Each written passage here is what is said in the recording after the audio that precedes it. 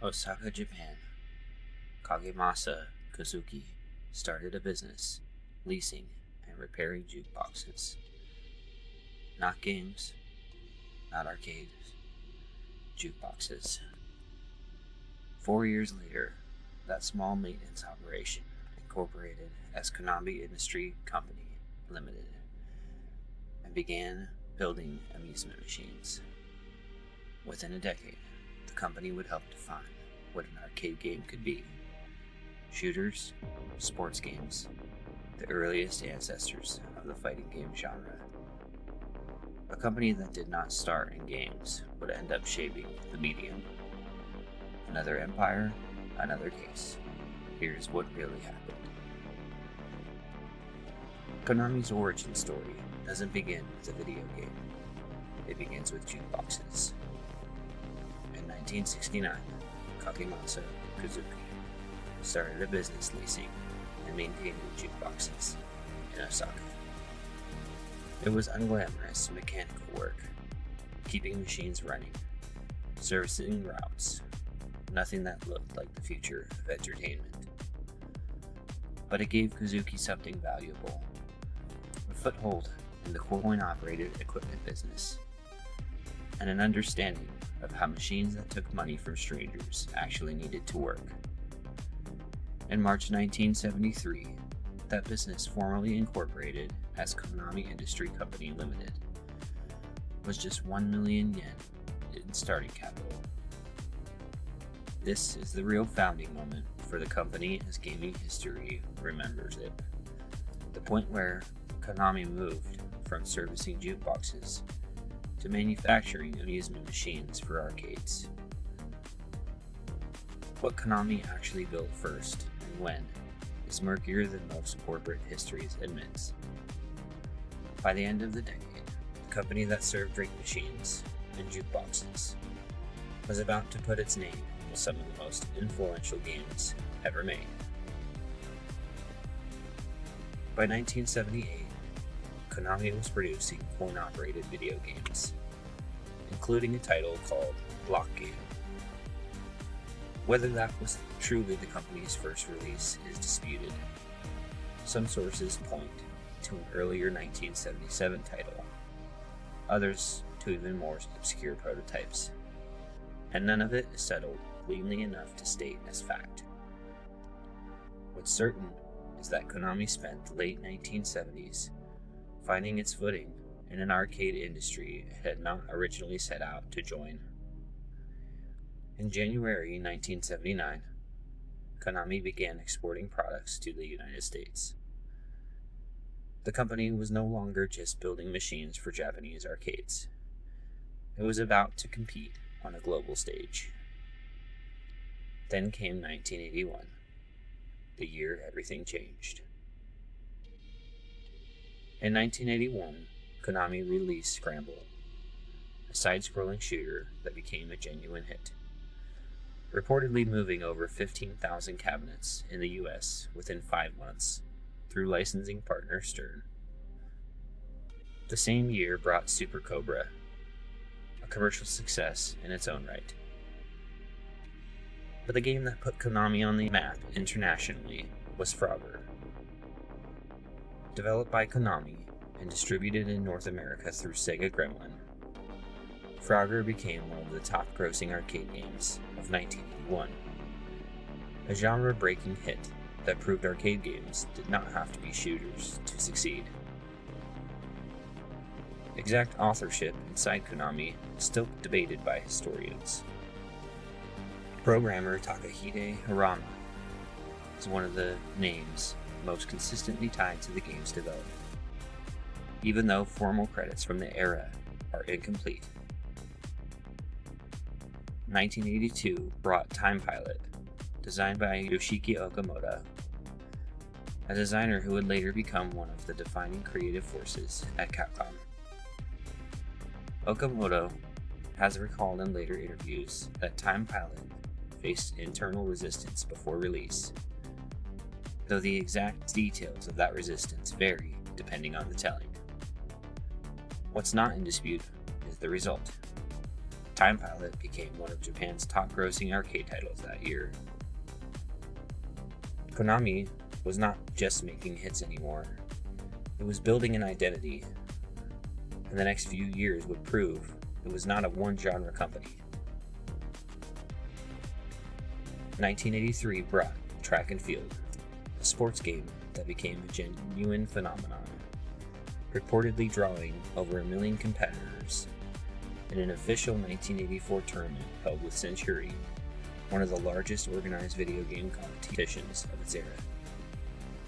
Gyrus, released the same year, extended Konami's reputation in the shooter genre Scramble had established 2 years earlier. In 1985, Yi-Er Kung Fu helped pioneer what would become the fighting game genre, years before Street Fighter defined it. The same year brought Gradius, a side-scrolling shooter that would grow into one of Konami's longest-running franchises. By the mid-1980s, Konami had expanded far past arcades into PC games, the MSX platform, international subsidiaries in the US, UK, and Germany, and eventually the Famicom and NES. The jukebox repair business from 1969 had become a global entertainment company in under 2 decades. Yoshiki Okamoto, the designer behind Time Pilot and Gyrus, would go on to become one of the most influential figures at Capcom, shaping Street Fighter II and Resident Evil into the franchises that would define an entire era of gaming. Konami did not start with a vision for video games. It started with a root of jukeboxes in Osaka and a founder willing to build whatever the coin-operated business needed next. What comes next in this series is a company that took the opposite path, one that knew exactly what it wanted to build from day one and nearly lost everything chasing it. Another empire, another case. Here's what really happened.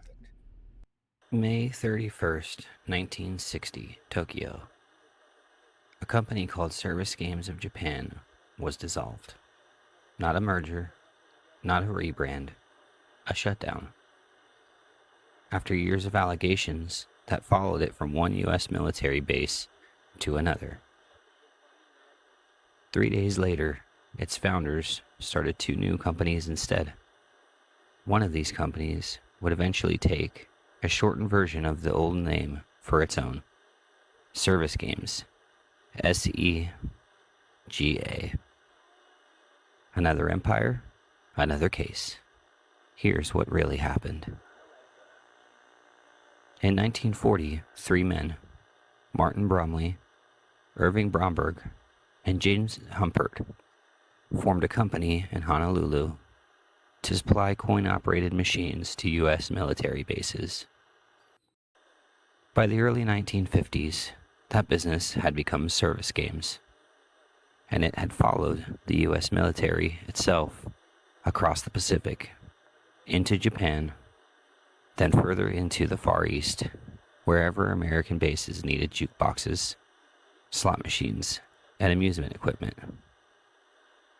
By the late 1950s, that success had drawn scrutiny. Service Games faced allegations of bribery, tax evasion, and improper business practices on military installations, serious enough that by 1959 and 1960, the company was banned from operating on U.S. bases in Japan and the Philippines.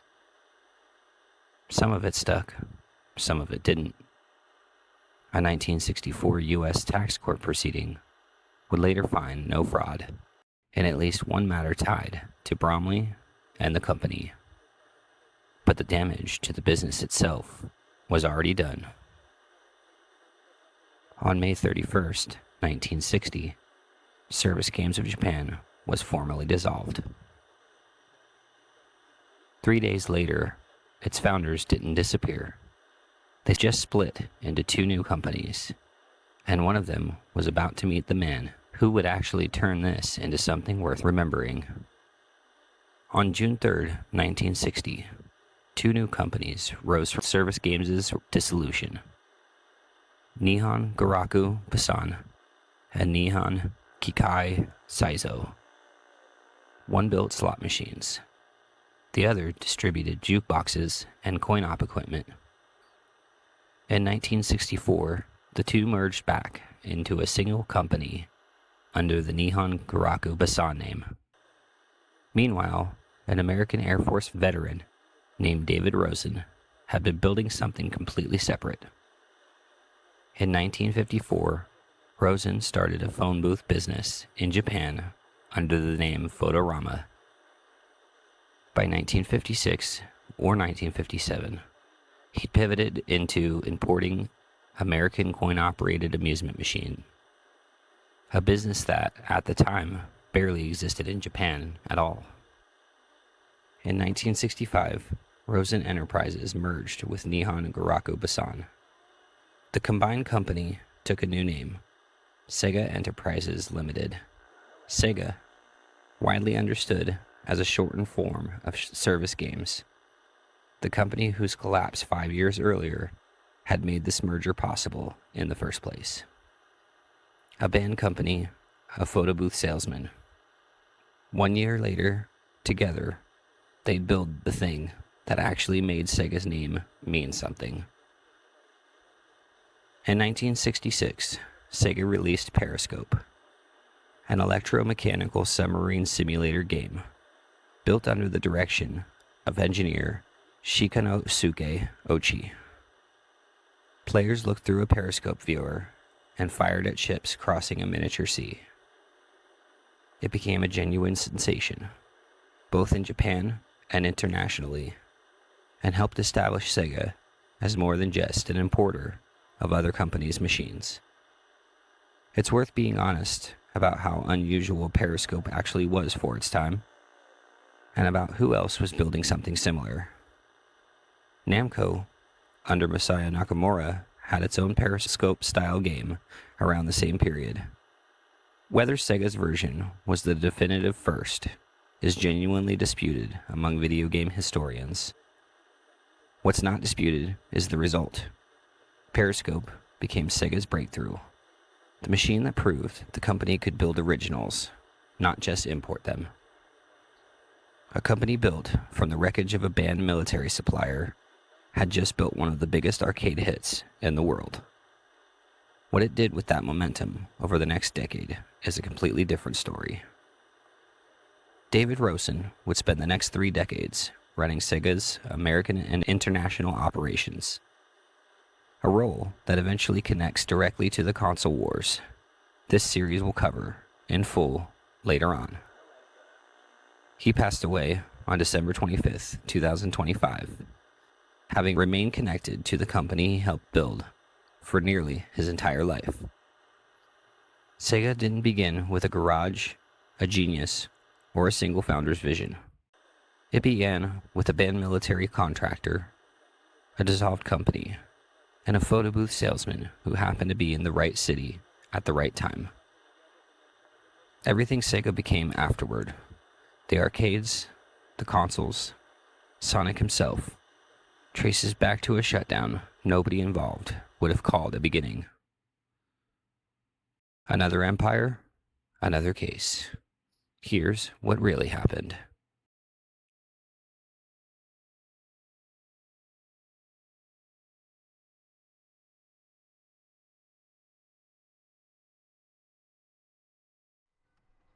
Sega had just built one of the most unlikely turnarounds in coin-op history. A company assembled from the wreckage of a banned military contractor, 5 years old and already profitable. David Rosen sold it anyway, to a conglomerate that also owned Paramount Pictures. What Golf and Western actually wanted wasn't a movie studio's neighbor. It was a foothold in an industry that hadn't fully existed yet, and Rosen was betting that Sega needed a parent company's weight to get there first. Another empire, another case. Here's what really happened. In 1969, Sega Enterprises became a subsidiary of Gulf and Western Industries, the same conglomerate that owned Paramount Pictures. David Rosen stayed on, running Sega's operations, but the company itself now answered to an American parent, with businesses in film, publishing, and manufacturing spanning far beyond arcades. The exact terms of that sale aren't fully documented in the historical record. What is clear is the reasoning behind it. Sega needed capital and scale to keep growing its manufacturing and distribution, and going public alone in Japan wasn't a realistic path yet. Attaching itself to a parent company like Gulf and Western solved that problem instantly. Sega in this era was still mostly a coin-op, an electromechanical company. Games like Periscope, gun games, driving cabinets, and in 1971, Winner, which Sega calls Japan's first domestically produced pinball machine.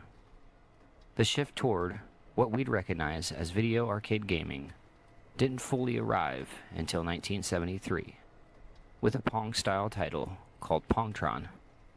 It wasn't an invention, it was Sega learning to compete in a format it hadn't built. Sega had the corporate backing now. What it didn't have yet was a way to build video games at scale in America. And that gap was about to get filled by a company that almost wasn't named what it's known as today. By the late 1970s, Sega faced a real problem. Building a proper video game manufacturing operation in the United States from scratch was slow and expensive.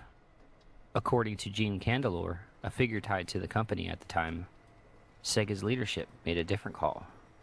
Rather than build the factory themselves, they'd simply buy a company that already had one. On September 29th, 1978, Sega acquired Gremlin Industries, a San Diego arcade manufacturer. Gremlin's own name had a strange origin worth pausing on. Its founders wanted to call it Grindelman Industry, a combination of their two last names. A Delaware state clerk misheard the name over the phone during incorporation. The company became Gremlin instead, and nobody ever changed it back. After the acquisition, games released under the label Gremlin Sega or Sega Gremlin, including Head On, a maze-driving game built around collecting dots on a grid. Some in the industry, including Gremlin co-founder Frank Fogelman, have said they believe Head On directly influenced Pac-Man's maze chase design. That's a belief, not a confirmed admission from Pac-Man's own creator, but it's a claim worth taking seriously, given who's making it. Sega now had American manufacturing. What it needed next was someone who actually understood how to sell in Japan, and that person came from a company Sega didn't even build. In 1978, Sega announced it would acquire Esco Boeki, known as Esco Trading, a coin-op distribution company founded and run by a businessman named Hayao Nakayama. The acquisition completed in January 1979, with Sega taking full ownership of Esco stock. In an interview from that period, Nakayama himself confirmed the deal and said he'd continue managing Esco's business for the time being. This wasn't an instant handover of power. Nakayama didn't walk into Sega and immediately take over. He entered through distribution and marketing, and his influence over the company grew from there, not all at once, but steadily, over the years that followed. By 1982, with Gremlin's manufacturing capacity and Nakayama's distribution network both inside the company, Sega's revenue reportedly reached $214 million. A figure that appears in multiple industry retrospectives, well ahead of a softer, less certain claim that revenue had already crossed $100 million by 1979. A band company's wreckage, a photo booth salesman, a mismanufactured name from a phone call, a distributor who wasn't even trying to run Sega yet. That's not a company with a plan. That's a company that kept absorbing whatever worked. In 1978, Taito released Space Invaders, and it reshaped the entire Japanese arcade market almost overnight. It's tempting to say the game specifically damaged Sega, but the evidence for that direct hit is weaker than the popular version of this story suggests. Sega's restructuring through Gremlin and Esco was already underway before Space Invaders became a phenomenon. What Space Invaders did do was raise the stakes for everyone. Video games weren't a side experiment anymore. They were the entire competitive battlefield, and Sega cobbled together from a photo booth business, a banned military contractor's wreckage, and 2 acquisitions, bought mostly for what they had brought with them, was now positioned to actually compete on it. Nakayama's slow rise through Sega in this era set up the partnership that would define the company's next major chapter, the one where he and David Rosen would eventually lead a buyout of Sega itself, from Gulf and Western, taking the company they'd assembled piece by piece back into their own hands. Sega in this decade wasn't built by a singular vision. It was built by a sale to a movie studio's parent company, a factory it decided to buy instead of build, a name that survived a wrong turn at an incorporation, and a distributor who wasn't even trying to run the place yet. Somehow, all of it worked. Another empire, another case. Here's what really happened.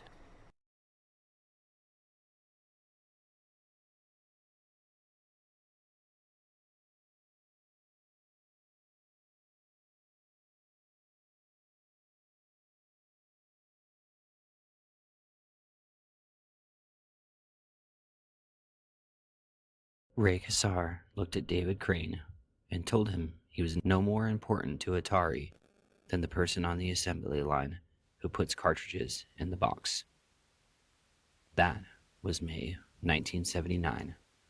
4 programmers had just handed Atari's president a memo proving they were personally responsible for 60% of $100 million in cartridge sales, and Atari's answer was to compare them to factory labor. 5 months later, those 4 men didn't have jobs anymore. They had something else instead. The first company in the history of video games built entirely on the idea that the person who makes the game should get credit for it. Another empire, another case. Here's what really happened. In early 1979, Atari's marketing department circulated an internal memo. It was meant to be simple guidance, a list of the previous year's top-selling cartridges, ranked by percentage of sales. Nobody in marketing meant for it to reveal anything else. But David Crane, Larry Kaplan, Alan Miller, and Bob Whitehead read that memo and did the math. 4 programmers out of a development staff of roughly 30 had generated over 60% of Atari's cartridge revenue that year. Atari's cartridge business alone had pulled in close to $100 million. These 4 men were making $20,000 to $30,000 a year, which means they weren't being paid like the person responsible for a $100 million product line. They were being paid like replaceable staff. Alan Miller had already tried the polite route. He studied how the recording industry paid musicians and drafted a proposal. Credit on the box, royalties on sales, treatment as creative authors instead of anonymous labor. In May 1979, the group brought that proposal to Atari's president, Ray Kassar. Kassar's answer to that proposal is the reason an entire industry exists the way it does today, and it took him 1 sentence to say it. "You are no more important to Atari," Ray Kassar told them, "than the person on the assembly line who puts them together." That was the whole answer. By August 1979, Crane and Miller were gone. Whitehead followed. Kaplan's exit was messier. He quit Atari the same year, but didn't formally commit to what came next until months later. What came next was built out of David Crane's apartment, with an attorney's recommendation, leading them to a 5th person, Jim Levy, a former music industry executive who was trying to raise money for a software company of his own. The 4 programmers met Levy at a barbecue. It's not a metaphor. It's where Activision, was decided. Levy's music background wasn't incidental. It was the entire business model. Musicians got credit on album covers and royalties on sales. Levy proposed doing the same thing for programmers, something no console maker had ever considered doing. Activision was legally formed on October 1st, 1979. Atari had no idea what they had just created. The four people they treated like assembly line workers were about to build the first company in gaming history where the workers got the byline. Activision's first four games, Dragster, Fishing Derby, Checkers, and Boxing, shipped in July 1980. Each one credited its designer by name. Inside the box, something Atari never did. Atari noticed immediately. Atari's next move wasn't a counteroffer. It was a lawsuit. Atari accused Activision of trade secret theft and violating agreements the four had signed as Atari employees, arguing the entire company was legally poisoned fruit from people who'd taken Atari's know-how out the door with them. Here's the detail that matters and gets flattened in most retellings. Crane, Miller, Whitehead, and Kaplan didn't smuggle out blueprints. They'd already understood the 2600's hardware because they'd built games on it, on staff, for years. Their attorney made sure they left with nothing physical belonging to Atari. What they carried out was knowledge, not documents. A distinction that mattered enormously in court and matters just as much in how this story gets told. The case dragged through 1980 and into 1981. In 1982, Atari settled out of court. Activision agreed to pay Atari a licensing fee. Atari agreed the Atari VCS was now officially an open platform. That settlement didn't just save one company. It opened the door for every third-party game publisher that has ever existed from 1982 to right now. In 1982, David Crane sat down to solve a different problem. Every game on the Atari 2600 was a tank, a plane, or a paddle. He wanted a character, a person who could run, climb, and explore. Pitfall took Crane roughly 1,000 hours to build alone. Every pixel, every sound, every line of code. It sold over 4 million copies. It held the number one spot on the Billboard video game chart for 64 weeks straight. Activision made an estimated $50 million in wholesale revenue off a single cartridge Crane built by himself. The assembly line worker had just outsold Atari's biggest hits. Word of what Activision had built traveled fast through Atari's remaining staff. Credited names, real royalties, a business model that treated programmers like the record labels had started treating musicians. It wasn't just Crane's team who noticed. Somewhere else inside Atari, another small group of programmers was watching Activision's opening moves and quietly reaching the same conclusion, that they didn't have to stay either. You now know how one dismissive sentence from Ray Kassar created the entire third-party publishing model that the video game industry still runs on. What you don't know yet is that Activision wasn't the only walkout. Another group of Atari programmers was about to try the exact same thing, with a very different ending. That's next. Another empire, another case. Here's what really happened.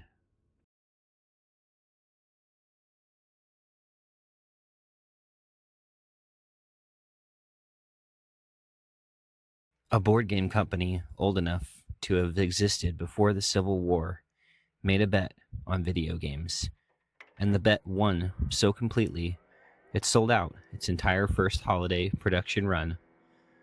2 years later, that same win helped end 124 years of independence. The company was Milton Bradley. The console wasn't the one that killed it. Another empire, another case. Here's what really happened. Milton Bradley had been making games since 1860.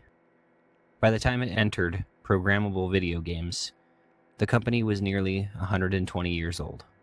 One of the biggest names in American board games, the maker of the Game of Life, Twister, and Yahtzee. In 1977, the company found unexpected new life in electronics. Simon, an electronic memory game, became a genuine phenomenon, and by 1980, it was Milton Bradley's best-selling product. Electronics weren't a threat to this company. They were where the growth was. In November 1979, Milton Bradley released the Microvision, designed by an engineer named Jay Smith. It was the first commercially released handheld video game system whose games could be changed by swapping cartridges, a genuine first, arriving a full decade before the Game Boy. The engineering underneath it was stranger than most people realize. Unlike later cartridge consoles, the Microvision did not keep its processor in the machine. Each cartridge carried its own processor and program, while the handheld itself only supplied the screen, controls, and power. That design had a real cost. The processor sitting inside each cartridge was unusually exposed to static electricity, and Milton Bradley engineers later recalled failures serious enough to force production and design changes. Later histories commonly credit the Microvision with $15 million in first-year business, though the exact sourcing behind that number is unclear. What's not unclear is what happened next. A tiny 16 by 16 pixel screen, a thin game library, and no real third-party publishing ecosystem left it without the variety needed to sustain the platform. Milton Bradley discontinued it in 1981. The first bet had failed. Milton Bradley was about to make a much bigger one. Around 1982, Milton Bradley acquired General Consumer Electronics, the company behind a genuinely different kind of console called the Vectrex. Unlike anything else on the market, the Vectrex had its own built-in screen, using vector graphics instead of the standard raster displays every competitor relied on.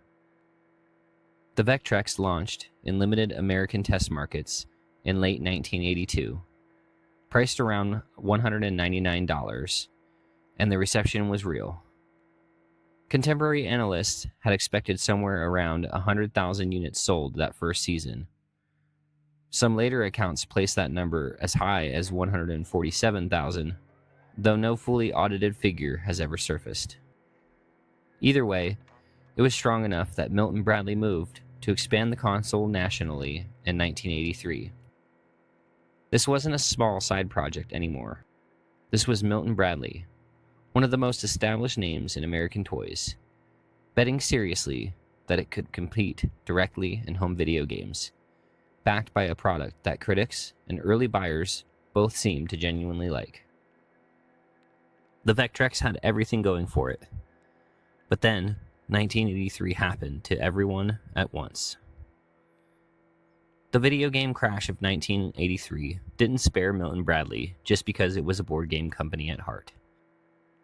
The national Vectrex expansion ran directly into a market that was oversaturated, unpredictable, and actively collapsing underneath every console maker at once. Milton Bradley's discontinued electronics operations generated somewhere in the neighborhood of $30 million in losses through this period. Some accounts put the figure as high as $31.6 million. In early 1984, the company shut the operation down entirely, discontinued the Vectrex, and canceled the color screen successor that was already in development. This was happening while the rest of Milton Bradley was also under real strain. Traditional game sales had weakened. European operations were struggling, and a British conglomerate, Hanson Trust, had already made a hostile takeover attempt on the company. One Milton Bradley had successfully fought off, but not without leaving the company looking vulnerable to whoever might try next. The Vectrex losses didn't sink Milton Bradley by themselves, but they landed at exactly the moment the company could least afford to look weak. With Hansen Trust's failed bid, still fresh and unidentified investors quietly accumulating Milton Bradley stock, the board made a deliberate choice. Rather than wait for another hostile approach, Milton Bradley agreed to a friendly sale to Hasbro in May 1984, finalized that September for $360 million in cash and securities. It's worth being precise about what this was and wasn't. This wasn't a hostile takeover. Milton Bradley had already survived one of those. This was a negotiated exit, chosen specifically to avoid facing a second one. The resulting company, Hasbro Bradley, immediately became large enough to challenge Mattel for the position of the largest toy company in the world. 124 years of independent history, ended not by the Vectrex alone, but by a company that entered the 1980s strong, made a genuinely bold bet on a new medium, got caught in an industry-wide collapse it had no way to see coming, and made the strategic choice to exit on its own terms, rather than risk losing control on someone else's. Jay Smith, the engineer behind both the Microvision and the Vectrex, explored a color screen successor to the Vectrex after the rights reverted to him. That project never shipped, eventually giving way to a very different handheld years later, one built by a company that had watched exactly this kind of platform rise and fall before committing to its own. Milton Bradley didn't fail because it misunderstood video games. It built two genuinely innovative pieces of hardware, one of them a real first, arriving a decade ahead of its time. It failed because the industry itself broke in 1983, at the exact moment the company's boldest bet needed room to grow. Sometimes the difference between an empire and a footnote isn't the idea, it's the year the idea happened to launch. Another empire, another case. Here's what you need to know before anything else. iMagic was one signature away from Wall Street. December 1982. The roadshow was finished. The underwriters lined up. 9 months after this company existed as nothing but two separate business plans on two different desks. Then, Atari said one sentence about a disappointing Christmas, and the IPO that would have made iMagic's founders rich evaporated in days. Notice that timing, because it's the whole case. Another empire, another case. Here's what really happened. Bill Grubb spent 18 months as Atari's vice president of sales and marketing. He watched Activision walk out the door in 1979 and turned ex-Atari programmers into a real company. By 1981, Grubb had left Atari and started writing his own business plan to do the same thing on the same console. Here's the part worth sitting with. He wasn't the only one thinking it. Jim Goldberger was a marketing executive at Mattel. His colleague, Brian Doherty, was a senior Mattel engineer. Independently, without knowing about Grubb, they were drafting a plan to publish third-party games for the Intellivision. Grubb and Goldberger already knew each other. When they compared notes, they realized they had been building the same company from two different console ecosystems, which means, instead of competing, they merged. Grubb later called July 17, 1981, the company's real day one. 9 people in a room, joining Atari veterans Dennis Coble, Rob Fulp, and Bob Smith, with Goldberger and Doherty from Mattel. The corporate paperwork had been filed 6 weeks earlier, on June 1st, but Grubb's day one is the one he chose to remember. Keep that choice in mind. It tells you something about how this story gets told versus what actually happened. The pitch to investors was simple. Activision only made games for one console. iMagic would make games for two. They raised $2 million in seed funding in under a year. What they built with it moved faster than almost anything in the industry's short history, and faster, as it turned out, than it could survive. Rob Fulop had already proved himself at Atari, quietly building a version of Missile Command that hid his own initials as an Easter egg. At iMagic, he spent 5 months building something original, Demon Attack, a wave shooter that borrowed its core idea from the arcade hit Phoenix. Demon Attack launched in 1982 along Star Voyager and Trickshot. It became iMagic's breakout hit, and by later accounts, its best-selling cartridge, outselling even Atlantis, a game iMagic's own Dennis Coble said sold over 2 million copies on its own. Here's what that adds up to. Through the first 3 quarters of 1982, the company reported roughly $48 million in sales. By November, iMagic filed to go public, with Merrill Lynch and Hembrecht and Quist as underwriters. Grubb, Dougherty, and the company's CFO completed a full investor roadshow. Everything was in place for iMagic to become the first pure video game stock most of Wall Street had ever seen. The offering was scheduled for December 1982, but it would never happen. During iMagic's IPO review period, Atari made an announcement that had nothing directly to do with iMagic at all. Console sales for the 1982 holiday season, Atari said, were coming in significantly below expectations. Sit with that for a second. One sentence about a different company's Christmas numbers, and investor confidence in the entire video game sector cracked overnight. iMagic's own IPO got caught in the blast radius of a warning issued by the company it was founded to compete against. Here's what happened next. iMagic's underwriters had a decision to make. They delayed the offering indefinitely. iMagic would never go public. Not that week, not ever. At almost the same time, Atari sued iMagic directly, arguing the television version of Demon Attack infringed on Atari's exclusive home rights to Phoenix. The case eventually settled out of court, without a public ruling on damages or wrongdoing. One more distraction landing on the company at the worst possible moment. iMagic had built a real business. $48 million in sales wasn't a rumor, but a real business built entirely on console momentum was about to learn that momentum can disappear faster than it arrived. By 1983, the crash Atari had warned about wasn't a warning anymore. It was happening. iMagic laid off 40 of its 170 employees that year. The company didn't vanish immediately.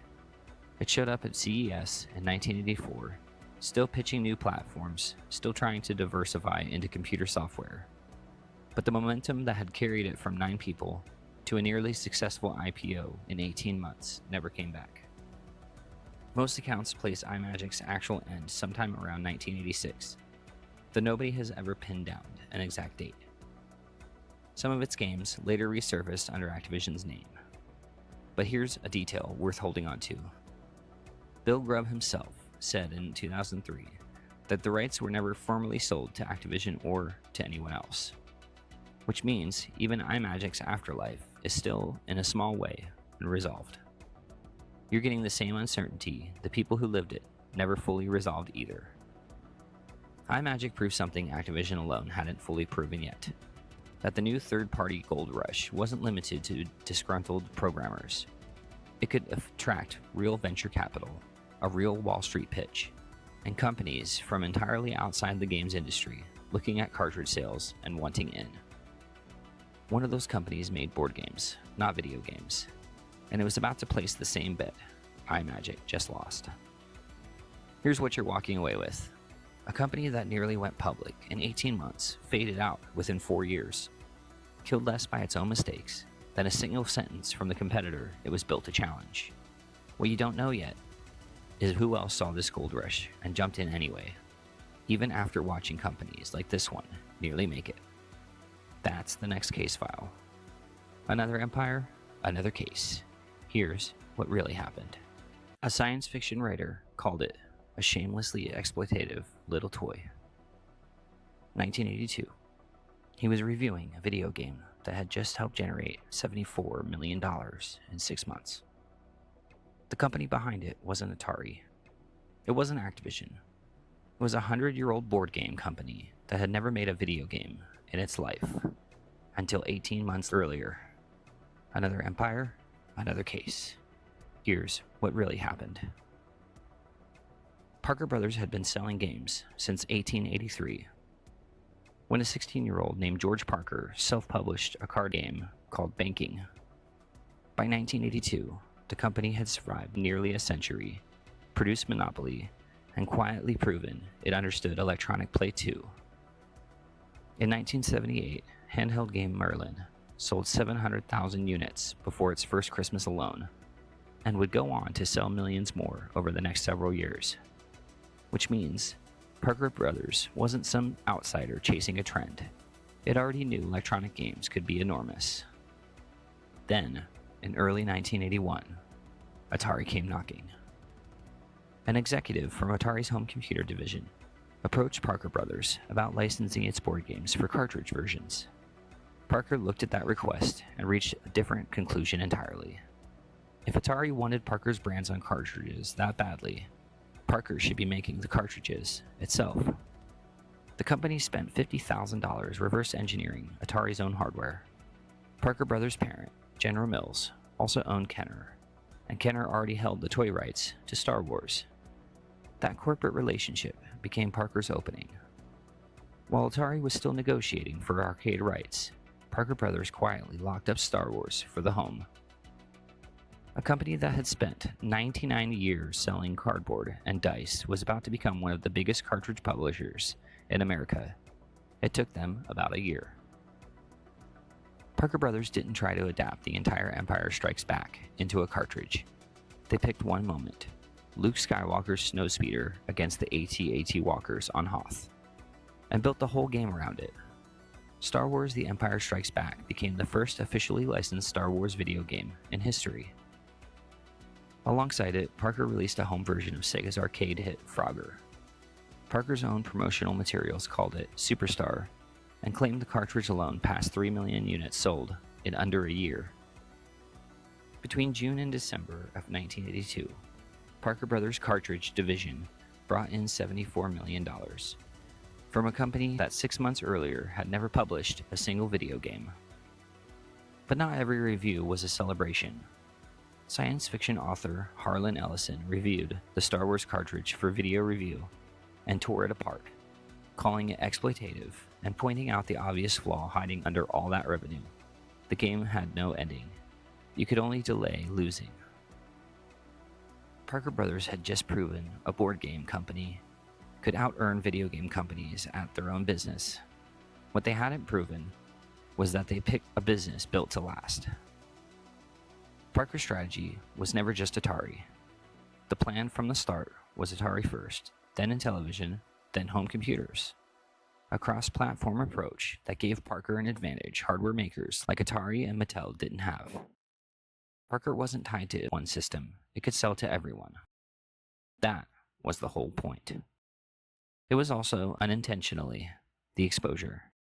Because being everywhere in the cartridge market in 1983 meant being everywhere when the cartridge market collapsed. Parker kept releasing titles through 1983 and into 1984.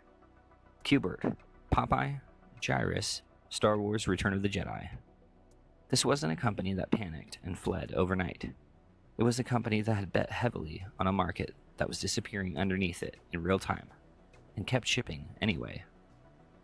The same third-party gold rush that built Activision and broke iMagic had pulled in a board game company that had survived the Great Depression, 2 world wars, and 1990 years of changing tastes, and the crash didn't care about any of that history.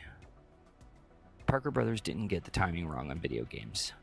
They got the timing wrong on an entire industry, at the exact moment they'd finally proven they belonged in it.